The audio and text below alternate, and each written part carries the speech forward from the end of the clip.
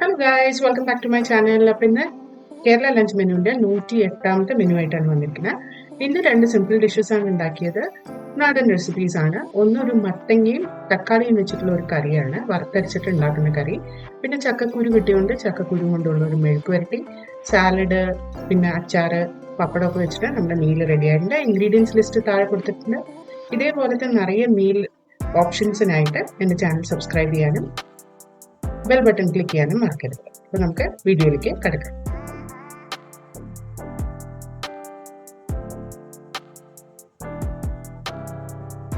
ആദ്യം നമ്മൾ ഉണ്ടാക്കാൻ പോകുന്ന മത്തനും തക്കാളിയും കൂടെയുള്ള കറിയാണ്. അതിനായിട്ട് മത്തങ്ങ ഇങ്ങനെ ചെറിയ കഷ്ണങ്ങളായിട്ട് മുറിച്ചിട്ടുണ്ട്. അതിൻ്റെ ഒപ്പം തക്കാളി ഇങ്ങനെ മുറിച്ചെടുത്തിട്ടുണ്ട്. ഇനി ഇത് രണ്ടും വേകാനുള്ള വെള്ളം ഒഴിച്ചു കൊടുത്തിട്ടുണ്ട്. ഇനി ഇതിൻ്റെ ഒപ്പം നമുക്ക് കുറച്ച് മഞ്ഞൾപ്പൊടിയും ഉപ്പും കൂടെ ചേർത്തിട്ട് കുക്കർ അടച്ചിട്ട് ഒരു വിസിലിന് നമുക്കിതൊന്ന് പ്രഷർ കുക്ക് ചെയ്തെടുക്കാം. അപ്പം അത് കുക്കാവുന്ന സമയം കൊണ്ട് നമ്മൾ കുറച്ച് മല്ലി, ഉഴുന്ന്, പിന്നെ കടലപ്പരിപ്പ്, കടുക്, ഉലുവ ഇത്രയും ഒന്ന് വറുത്തെടുക്കണം. എണ്ണയൊന്നും ചേർക്കണ്ട, ഡ്രൈ റോസ്റ്റ് ചെയ്താൽ മതി. അപ്പം ഇതൊക്കെ ഒന്ന് ചോക്കെ വറുത്തെടുക്കണം. കടുകൊക്കെ ഒന്ന് പൊട്ടണം. അതുവരെ നമുക്കിത് നന്നായിട്ട് ചെറിയ തീയിലിട്ടിട്ട് വറുത്തെടുക്കാം. ഇനി ഇതിലേക്ക് കുറച്ച് പച്ചരിയും കൂടെ ചേർത്ത് കൊടുക്കുന്നുണ്ട്. ഇനി അരിയും കൂടി ഒന്ന് നന്നായിട്ട് വറുത്ത് വരണം.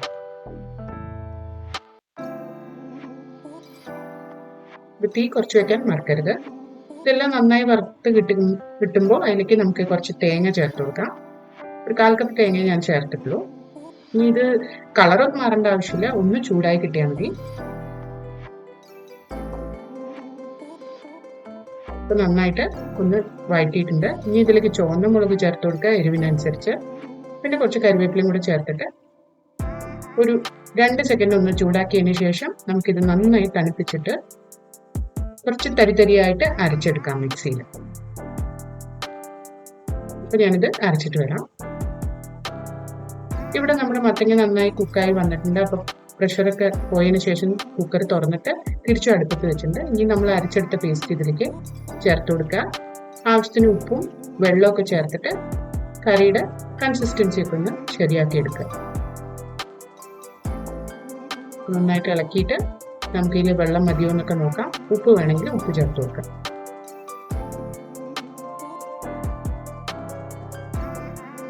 അപ്പൊ ഇനി ഇതിന്റെ മുകളിൽ കൂടെ ഒരു 3/4 ടീസ്പൂൺ കായപ്പൊടിയും കൂടി ചേർത്ത് കൊടുത്തിട്ടുണ്ട്. എന്നിട്ട് ഇത് നന്നായിട്ടൊന്ന് തിളപ്പിച്ചെടുക്കാം. നല്ലൊരു തിള വന്നു കഴിയുമ്പോൾ ഇതിലേക്ക് കടുക്, കരിവേപ്പില വെളിച്ചെണ്ണയിൽ നന്നായിട്ട് വറുത്തിട്ടാൽ നമ്മുടെ തക്കാളി മത്തനും കൂടിയുള്ള കറി റെഡി ആയിട്ടുണ്ട്.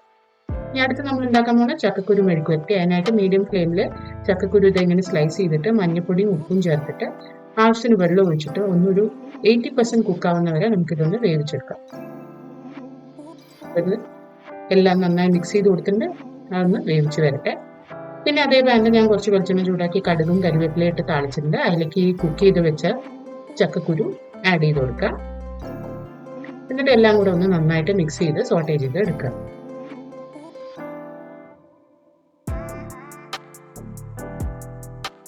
ഇനി ഇതിലേക്ക് എരിവിന് മുളക് പൊടി ചേർക്കാം. നിങ്ങളുടെ എന്താണ് ടേസ്റ്റ് എന്ന് വെച്ചാൽ അതനുസരിച്ച് ചേർത്തോളൂ. ഇനി ഇതെല്ലാം കൂടെ മിക്സ് ചെയ്തിട്ട് ചെറിയ തീയിൽ കുറച്ച് നേരം നന്നായി മുരിഞ്ഞ് വരുന്ന വരെ കുക്ക് ചെയ്തെടുത്തു കഴിഞ്ഞാൽ നമ്മുടെ മെഴുക്ക് വരട്ടി റെഡിയാവും. അപ്പോൾ നമ്മുടെ മെഴുക്ക് വരട്ടി നന്നായി കുക്കായിട്ട് റെഡി ആയിട്ടുണ്ട്. അപ്പോൾ ഇതും അടുപ്പത്ത് മാറ്റാം. ഈ 2 സിമ്പിൾ റെസിപ്പീസ് നിങ്ങളും ട്രൈ ചെയ്ത് നോക്കിയിട്ട് കമന്റ് സെക്ഷനിൽ അറിയിക്കുക. അടുത്ത പ്രാവശ്യം ഒരു പുതിയ റെസിപ്പിയുമായി വരുന്നവരെ ബൈ.